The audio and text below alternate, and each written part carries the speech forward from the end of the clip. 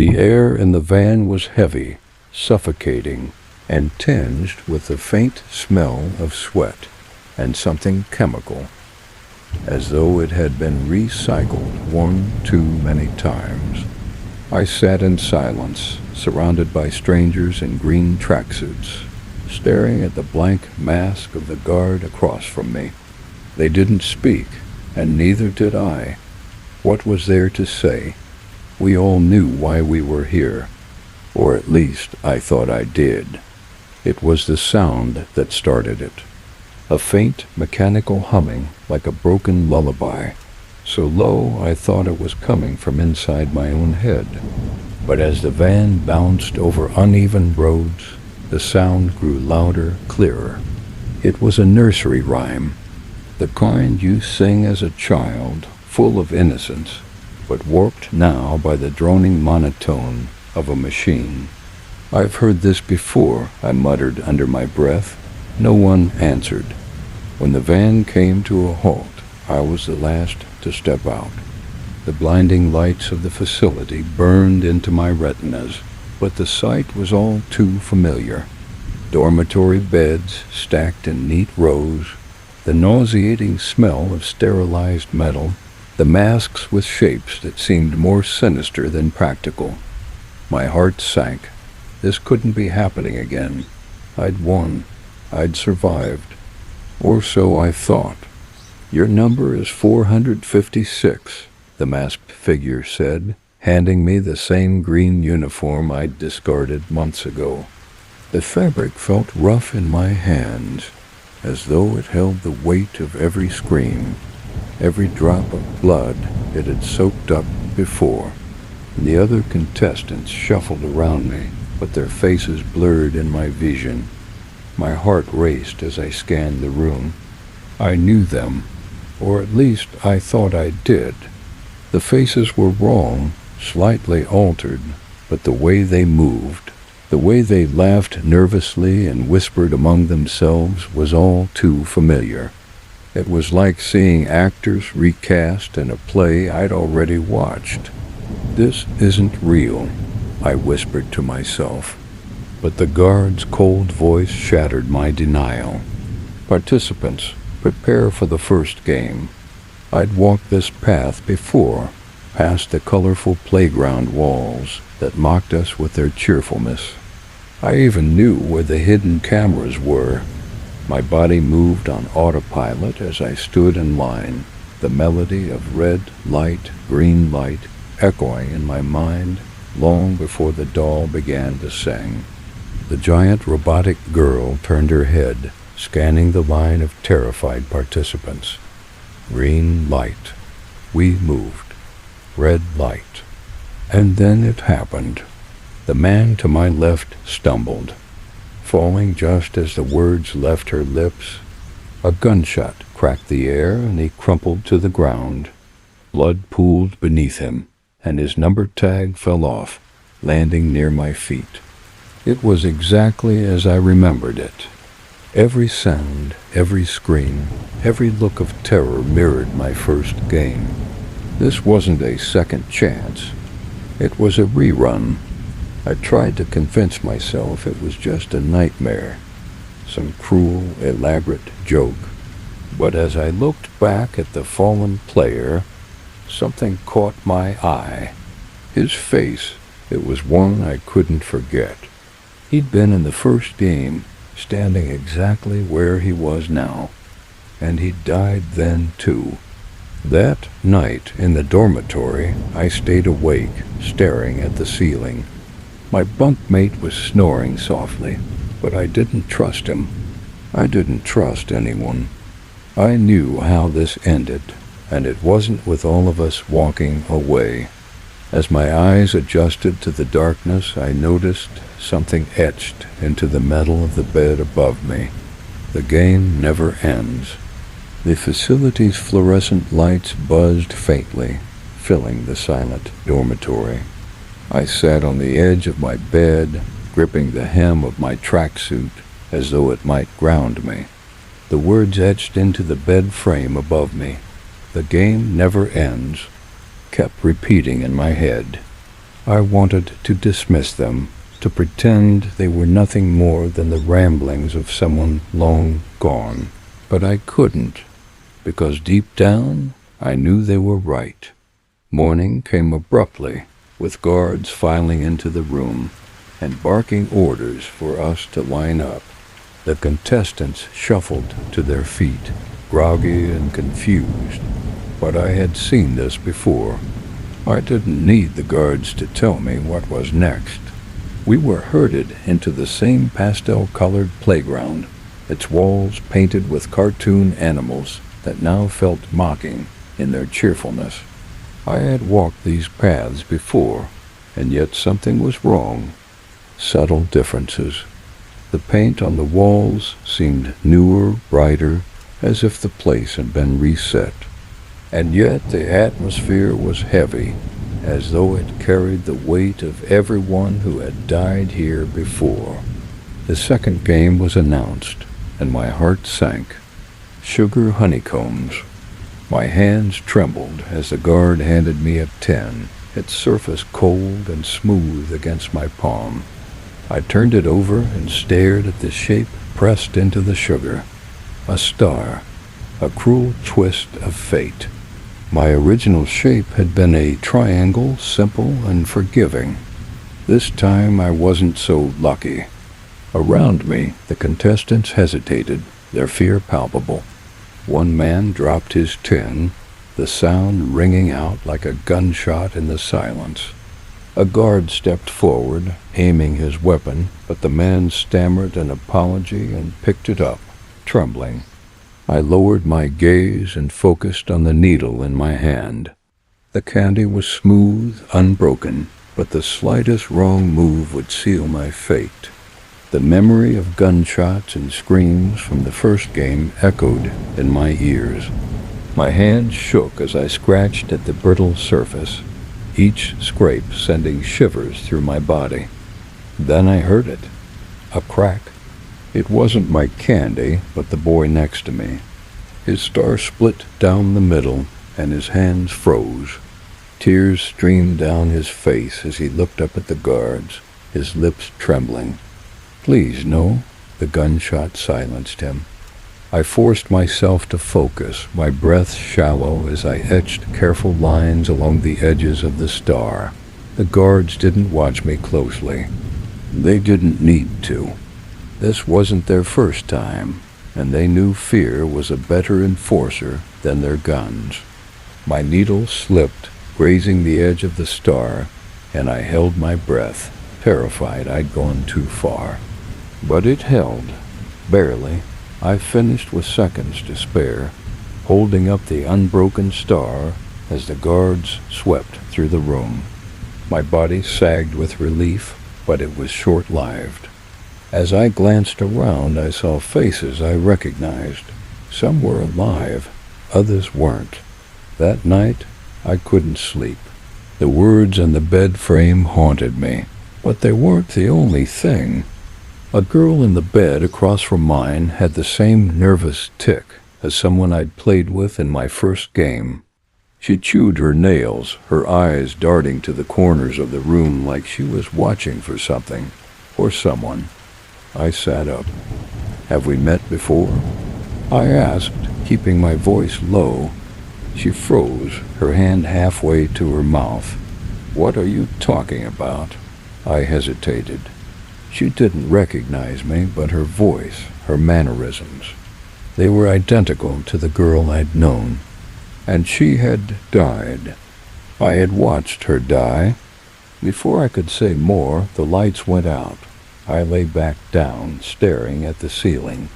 The bunk above me creaked softly as my bunkmate shifted, and I wondered how long it would be before the game came for us all again. The next morning came with a new level of dread. I recognized a pattern now, an endless march toward death, veiled in bright colors and hollow rules. The guards ushered us into the staging area, their movements mechanical, like clockwork. The announcement came swiftly, tug of war. My stomach dropped. We were divided into teams of 10, and I barely noticed who stood beside me. All I could think about was the rope bridge suspended high above the chasm. The memory of pulling against the weight of other desperate souls, feeling the tension snap as their screams faded into silence, was etched into my bones. This time I stood at the back of the line, gripping the coarse rope with sweat-slicked palms. The game began with the shrill blast of a whistle, and the bridge shuddered under the strain. My team pulled with everything we had, feet sliding on the platform as the opposing side fought back. The tension in the rope vibrated through my hands, and the sound of straining fibers made my heart race. It was too familiar. Lean back. Someone yelled, but the voice wasn't coming from anyone on my team. I froze, the words stabbing into my brain like déjà vu. It was her voice, the girl from the first game, the one who died, and it was coming from somewhere behind me. I turned, but there was no one there. The distraction cost us. My team faltered, and the rope slipped. The bridge jolted violently, and I fell to my knees, gripping the rope for dear life. The screams of the losing team tore through the air, followed by the gut-wrenching sound of the rope snapping back. A moment of silence hung in the void before their bodies hit the ground below. Back in the dormitory, the survivors barely spoke. The mood had shifted. It was heavier now, laden with suspicion and desperation. Everyone avoided eye contact, their gazes fixed on their own trembling hands. I sat on my bunk, staring at the rope burns on my palms, and tried to piece together what was happening. That's when I saw it. A man sitting across the room stared blankly at his hands. His face was pale, his expression vacant, but there was no mistaking him. He'd been on the opposing team. He should have fallen. And yet here he was, alive and unscathed. I stood abruptly, my heart pounding. "You were there," I said, pointing at him. "You fell. I saw you fall." His eyes snapped to mine, wide and glassy, but he didn't respond. The others in the room turned to look, their expressions ranging from confusion to fear. The man shook his head and muttered, "You're mistaken. I've never seen you before." "No," I insisted, stepping closer. "You were in the first game. You died then, too." He looked at me as if I'd lost my mind. Maybe I had. I backed away and sank onto my bunk, my chest heaving. Around me, whispers began to spread. "He's cracking," someone murmured. "The games are getting to him." That night, the lights went out, and the dormitory fell silent. I lay awake, listening to the rhythmic breathing of the others, but something was off. The air felt different, charged with an unnatural energy. A faint sound broke through the quiet, a soft hum, barely audible. I sat up, scanning the room, and saw a shadow move near the far wall. At first I thought it was a trick of the dim light, but then it moved again, slowly, deliberately. My heart raced as I climbed off the bed, my feet silent against the cold floor. "Who's there?" I whispered. The shadow froze, and for a moment I thought I'd imagined it. But then it shifted, stepping into a sliver of moonlight streaming through the high window. It was her, the girl who died in the first game. Her face was pale and hollow, her eyes empty sockets that seemed to bore into my soul. "You shouldn't be here," she said, her voice a hollow echo. My legs buckled, and I stumbled backward. When I blinked, she was gone. The dormitory was still, the only sound the faint rustling of someone turning in their sleep. I climbed back into my bed, my body trembling. As I stared at the ceiling, a single thought consumed me. The game wasn't just repeating, it was unraveling. The morning bell dragged us from restless sleep. The shadow of the previous night lingered, a weight pressing down on my chest. As we were herded into the next arena, I felt the gnawing certainty that this game would bring answers, or destroy me completely. The announcement was swift and final, glass stepping stones. The sight of the bridge stopped me cold. Stretching across a gaping void, its panels of tempered and fragile glass gleamed under the artificial lights.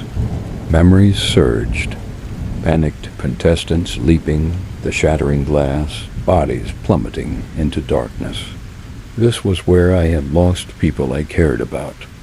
But now the faces around me weren't just strangers. They were wrong, familiar and impossible all at once. The front man's voice echoed through the air. Let the game begin. One by one, the players moved forward, stepping onto the panels. The tension was unbearable, each shattering pain a prelude to death. My turn was approaching, and with it, a realization. I knew the sequence. I remembered it perfectly. But how? I froze at the edge of the bridge, my breath shallow. It wasn't just the pattern I remembered. It was the people, their movements, the way one man hesitated before falling to his death. This wasn't a game. It was a replay, and I wasn't just trapped in the game's cycle. I was living someone else's memories. When my turn came, I stepped forward with unsteady legs.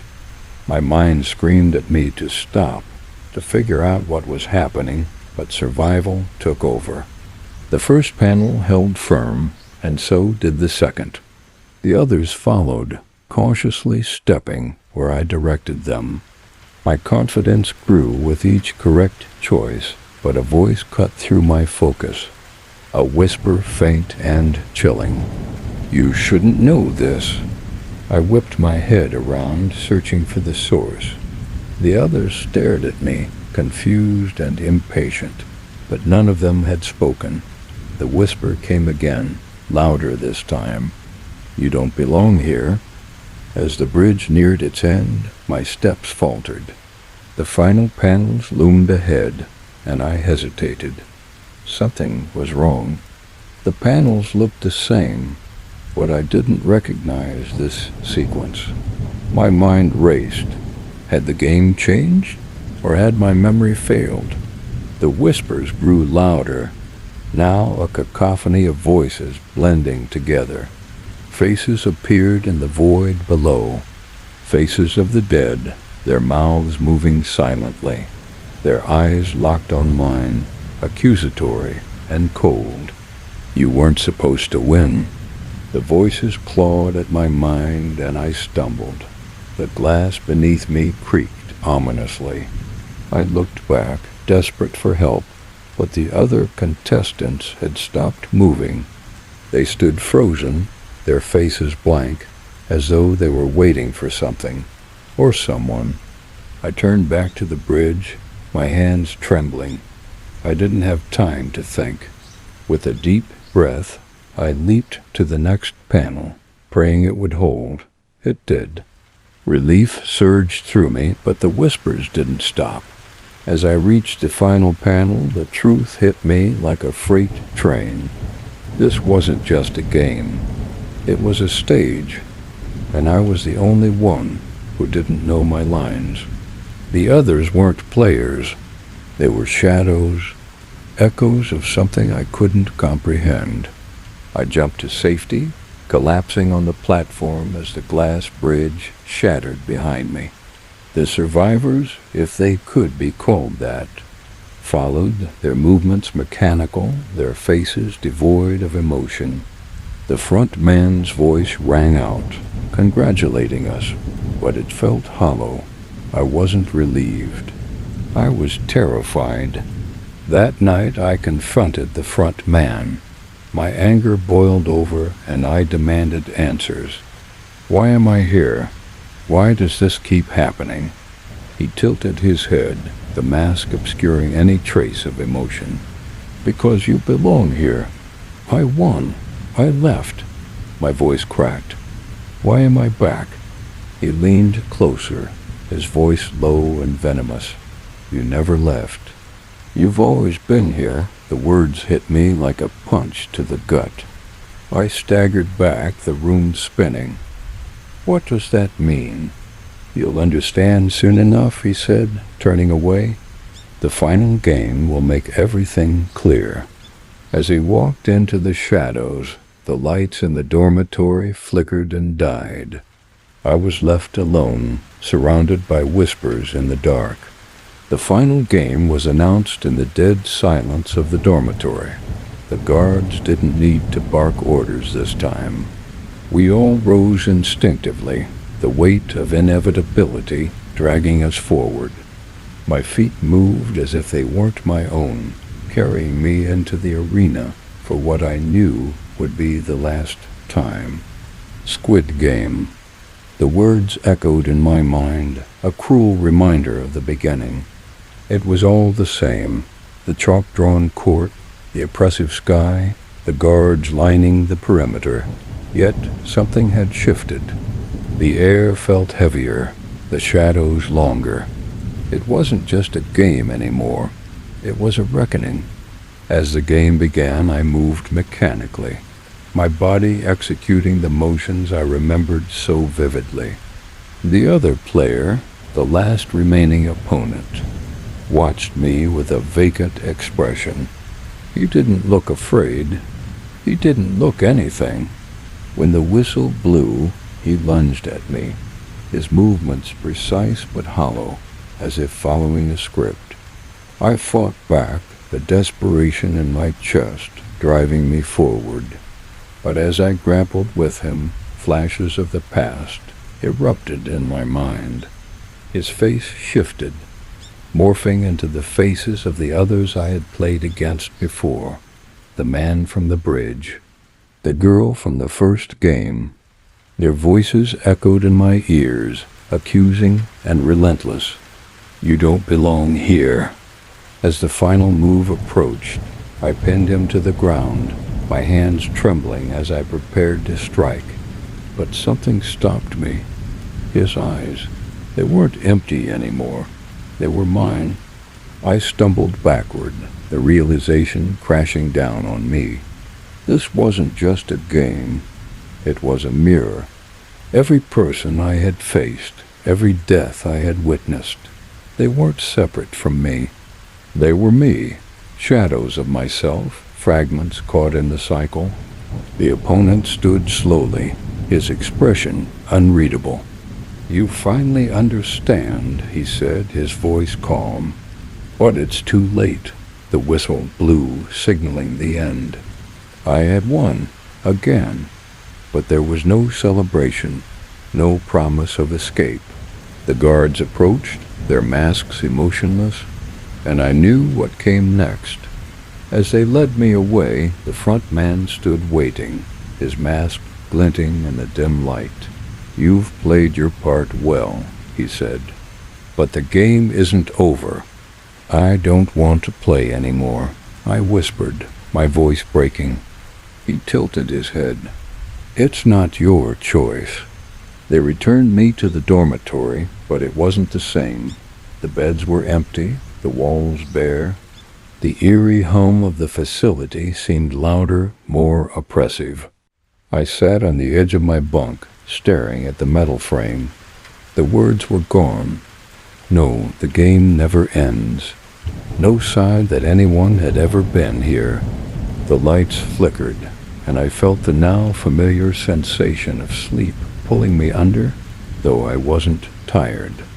When I woke, I was in the van again, the air heavy and stale. Around me were the same green tracksuits, the same silent figures. This time I didn't speak. There was no point. As the van came to a halt, the doors opened. revealing the bright lights of the facility. I stepped out, my heart heavy with resignation. The guards handed me a green uniform. "Your number is 456, one of them said. The fabric felt rough in my hands, as though it remembered me better than I remembered myself. The others shuffled around me, their faces blurred, but I didn't bother scanning the room. I knew them, I knew everything. This wasn't a new game, it wasn't even a rerun. It was me endlessly playing a role I couldn't escape. The lights in the dormitory flickered as I lay awake, staring at the ceiling. The bunk above me creaked softly, and the faint hum of the facility filled the air. This time I didn't cry or scream. I simply waited, because I knew the game never ends. The first thing I noticed was the cold. It bit into my skin, wrapping around me like an icy vice as I sat on the hard bench, staring at the flickering lights of the subway station. The faint smell of damp concrete and rusted metal lingered in the air, heightening the desolation. I couldn't remember how I'd gotten there. My last clear memory was of the notice taped to my apartment door: final eviction. After that, everything was a blur, just snippets of me wandering through the city, pockets empty, head spinning with shame. Then he appeared. A man stepped out of the shadows, his movements unnervingly fluid, his face hidden under the brim of a wide hat that seemed to swallow the dim light around it. His voice was low, almost a whisper. "You're looking for a way out." I froze. My throat was dry. "Who are you?" "That doesn't matter." He held out a card. "What matters is that you take this." I hesitated, but my hand seemed to move on its own, fingers brushing the glossy surface of the card. It was black, with silver lettering that shimmered in the dim light. "Your debt must be paid." On the back was an address I didn't recognize. Before I could ask anything else, the man melted back into the shadows, leaving me alone in the freezing station. The card felt heavier than it should have, as if it carried the weight of all my mistakes. The address led to an abandoned carnival on the edge of the city, where the wind howled through the skeletal remains of rusted rides, and the faint sound of a distant calliope echoed like a ghost's laughter. The place was a relic, its rusted rides looming like skeletons against the night sky. Faded posters flapped in the wind, their cheerful slogans mocking me. Fun for the whole family. The entrance was lit by a single flickering bulb, casting long, wavering shadows. I wasn't alone. A small crowd had gathered near the entrance. Like me, they looked lost and desperate. A man clutching a weathered briefcase, a teenager with hollow eyes, a woman nervously twisting a ring on her finger. Each one held a card identical to mine. Before anyone could speak, a voice crackled over an unseen speaker. "Welcome. Your debts bind you here, and your actions will set you free or condemn you." The gates creaked open. Inside, we were herded into a tent illuminated by strings of dim, yellowing lights. A figure stood at the center, wearing a suit so dark it seemed to absorb the light. His face was hidden behind a mask of polished silver, featureless except for two hollow eye sockets that seemed to watch each of us intently. "You have all taken more than you could repay," he said, his voice smooth and cold. "Tonight you have the opportunity to settle your accounts. The games are simple. Win and your debt is erased. Lose and you pay with your soul." A chill ran through me as his words sank in. I glanced at the others, their faces pale and stricken. No one moved. No one spoke. The masked man raised a hand, and the door at the back of the tent swung open with a low groan, the sound stretching out like a warning as the air around us seemed to grow colder. "Your first challenge awaits." I stepped through the door, my heart pounding. Beyond it was a room filled with mirrors. The walls, the floor, the ceiling, all reflective surfaces that stretched endlessly in every direction. I could see my own reflection multiplied 1,000 times, each version of me staring back with wide, terrified eyes. The masked man's voice crackled over a hidden speaker. "In this game, the truth will follow you, but only one path leads forward. Choose wisely."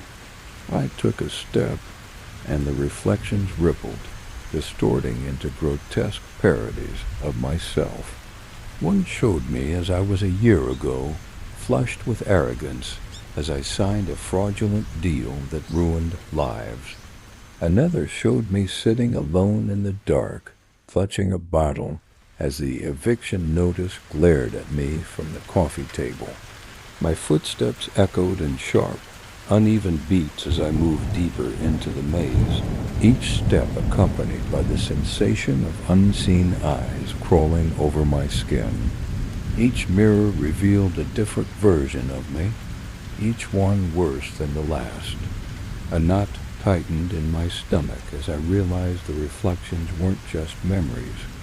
They were alive. Their eyes followed me, and their lips moved in silent accusations. "You did this," one whispered as I passed. "You destroyed us." I broke into a run, but the maze only seemed to stretch further, the mirrors bending and twisting to block my path. Panic clawed at my throat. I felt trapped, suffocated by my own past. Then I saw it, a single mirror at the center of the maze, its surface clear and calm. Unlike the others, it reflected only the present.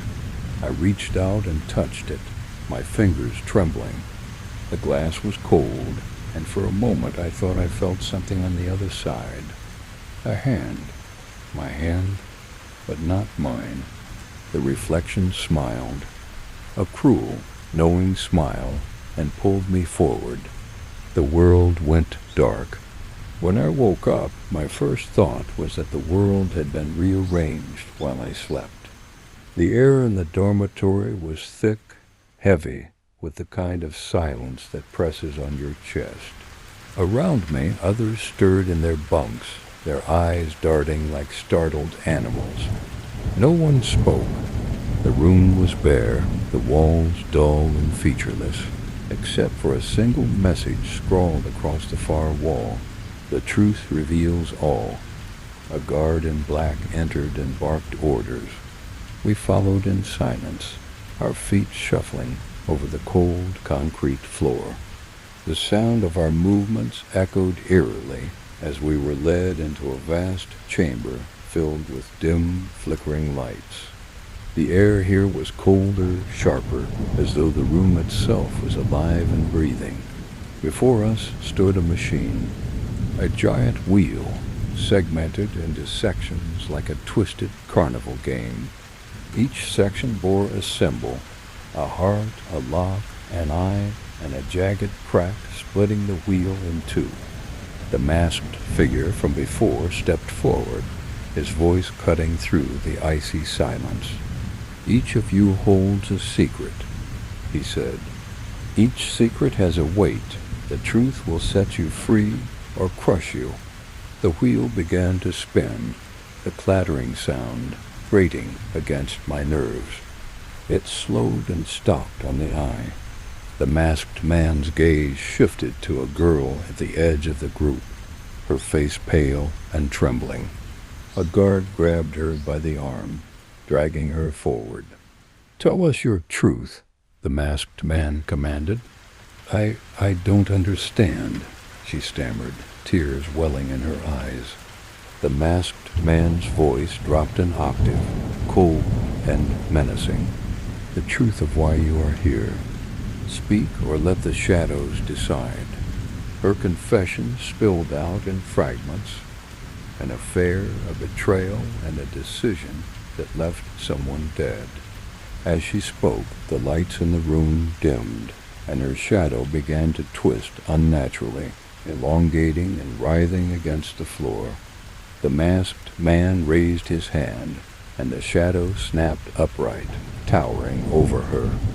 Before she could scream, it engulfed her, leaving only a faint, echoing whisper in the air.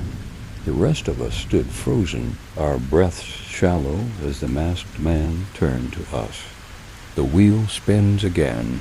The next round was worse. Each person dragged forward seemed to unravel under the pressure, their secrets clawing their way into the open.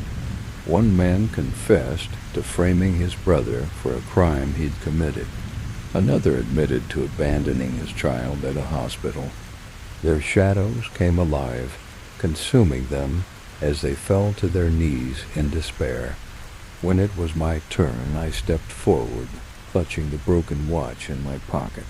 The wheel hadn't landed on me, but the masked man's gaze was locked on mine. "You know why you're here, Daniel," he said. "But do they?" My heart hammered as I tried to speak. I didn't mean to hurt anyone." "Tell them what you did," the masked man pressed. The words spilled out before I could stop them. I admitted to the fraudulent deals, the lives I'd ruined, the family I'd destroyed with my greed. As I spoke, I felt my shadow writhe beneath me, stretching into grotesque shapes. "Good," the masked man said, "but the truth is never complete." He gestured to the wheel, and it began to spin again.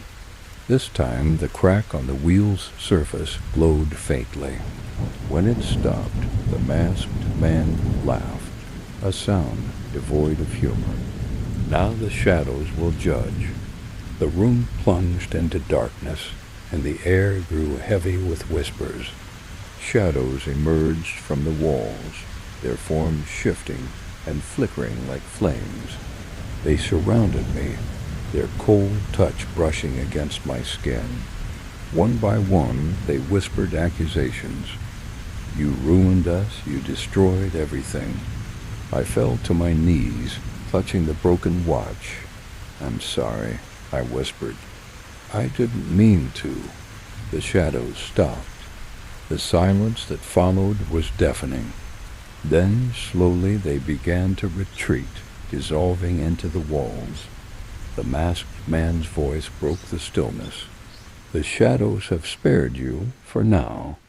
As we were led back to the dormitory, I felt hollow, like a part of me had been carved out and left behind. The others avoided my gaze, their own fear reflected in their eyes.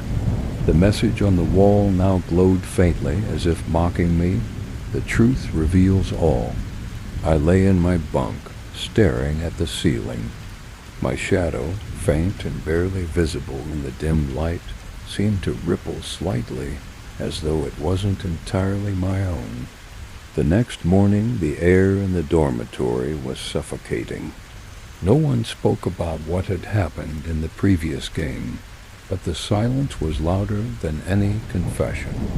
People avoided eye contact, their gazes darting nervously to the walls or the floor. I couldn't stop staring at the faint ripple in my shadow, as though it were alive. The guards came for us again, their footsteps echoing like a death knell as they led us into another chamber. This one was larger, darker, and colder than the last. A single object dominated the room, a massive scale, its metal gleaming under a pale, flickering light. The masked man stood beside it, his presence as oppressive as the chamber itself. "Debts are not measured in words alone," he said. "This game will weigh your guilt. Those who cannot balance the scales will pay the price." The game, balancing the scales. Each participant was led to the scale one by one. On one side of the scale, They were instructed to place their token, a physical manifestation of their guilt.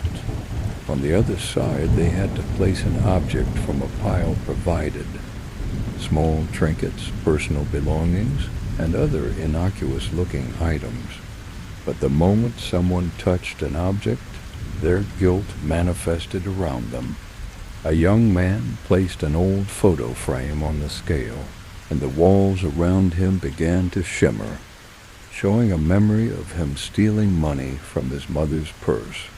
The scale tipped wildly, the needle veering toward the edge. He scrambled to add more items, but it wasn't enough.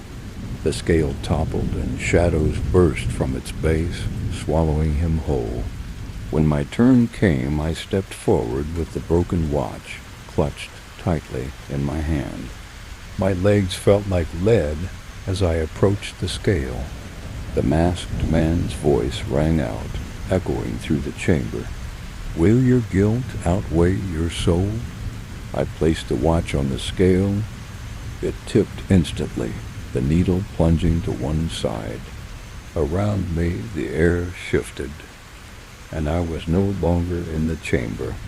I stood in my old office, the one I had left in disgrace. Papers were scattered across the desk, their edges curling as if they were burning.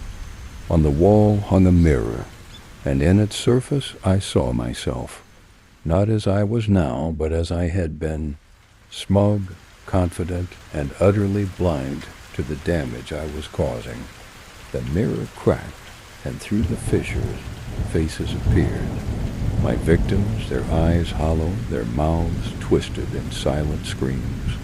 They reached through the cracks, their fingers clawing at me. I stumbled back, crashing into the desk, and the scene dissolved. I was back at the scale, gasping for breath. The needle was still tipped against me, the weight of my guilt pulling it down like an anchor.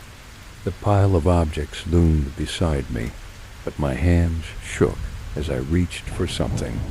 A book, a watch, anything to balance the scale. I grabbed a silver pen and placed it on the opposite side. The needle wavered, but didn't budge. The masked man watched in silence, his expression unreadable beneath the polished surface of his mask. Desperation clawed at me as I threw more objects onto the scale. A photo frame, a set of keys, a locket. Each item brought another wave of memories, each more suffocating than the last. The walls around me flickered, shifting between the chamber and fragments of my past. Finally, the needle began to move, creeping toward the center. I added one last item, a small glass figurine, and the scale balanced. The masked man tilted his head, and for a moment I thought I saw something like disappointment in the hollow sockets of his mask. "You survive," he said, his voice cold. But survival is not absolution. As I stepped away from the scale, the weight of what I'd seen settled over me like a shroud. The remaining participants were silent, their faces pale and drawn. Some looked at me with suspicion. Others avoided my gaze entirely. When we returned to the dormitory, I collapsed onto my bunk, my hands still trembling. The message on the wall had changed again. Now it read, "Balance is fleeting." I couldn't sleep that night. The faint ripple in my shadow was more pronounced now, its edges curling like smoke. When I reached out to touch it, the surface of the shadow seemed to ripple, and for a split second, I thought I saw a hand reaching back. The next game began with no warning. The dormitory lights snapped off, plunging us into darkness. A low, mechanical hum filled the air, and the walls seemed to shift, closing in around us. The sound of footsteps echoed, not from the guards, but from somewhere deeper within the building. A voice crackled over the speakers, sharp and metallic. "Your choices have brought you here." Now you will face the weight of your existence. We were led into another room, a cavernous space shrouded in shadows. The only source of light came from a massive clock suspended above us. Its hands ticked backward, each motion reverberating through the room like a heartbeat. Beneath the clock stood a large circular platform divided into sections, each marked with a symbol, a dagger, a chain, a mask, and an open hand. The masked man appeared, his polished face glinting in the dim light. "This is the final trial," he said. "Here, you will confront the choices that brought you to this moment. Only one of you will leave." The platform began to glow faintly, and the shadows of each participant stretched unnaturally long, curling around the edges like smoke. I watched in horror as my shadow began to move on its own, stepping away from me to take a place on the platform. The masked man's voice rang out. "Your shadows hold your truths. They will now determine your fate." The symbols on the platform lit up one by one, and each shadow moved to stand on a corresponding section. Mine stood under the dagger, its form twisting into a grotesque parody of myself. The others' shadows shifted similarly, taking on exaggerated versions of their guilt. A man with chains wrapped around his wrists, a woman with a mask obscuring her face, and another whose hands were stretched impossibly wide. The masked man gestured, and the shadows began to fight. The shadows lunged at one another, their movements fluid and unnatural. Mine fought with a ferocity that shocked me, its movements quick and calculated. The room echoed with the sound of tearing, as if the shadows were ripping at each other's very essence. But the horror wasn't just in watching them fight. Each blow they landed brought pain, not to the shadows, but to us. When my shadow struck another, I felt the sharp sting of guilt, as if I were reliving the very moments that had shaped my downfall. The woman with the mask screamed as her shadow faltered, crumbling into nothingness. She collapsed to the floor, her body limp and lifeless.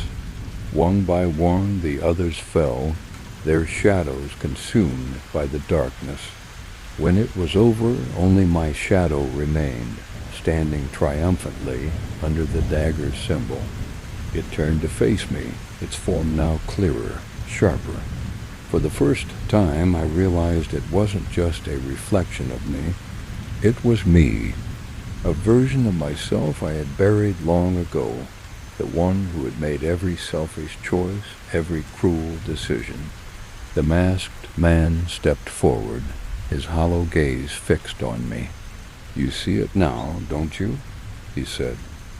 "The shadows aren't your punishment. They are your truth." The platform began to sink, and I stumbled as the ground beneath me shifted. My shadow moved closer, its expression unreadable. "You cannot escape yourself," it whispered, its voice echoing in my mind. "No matter how far you run." I turned to the masked man, desperate. "I did what I had to do. I didn't have a choice." He tilted his head, his voice cold. "There's always a choice."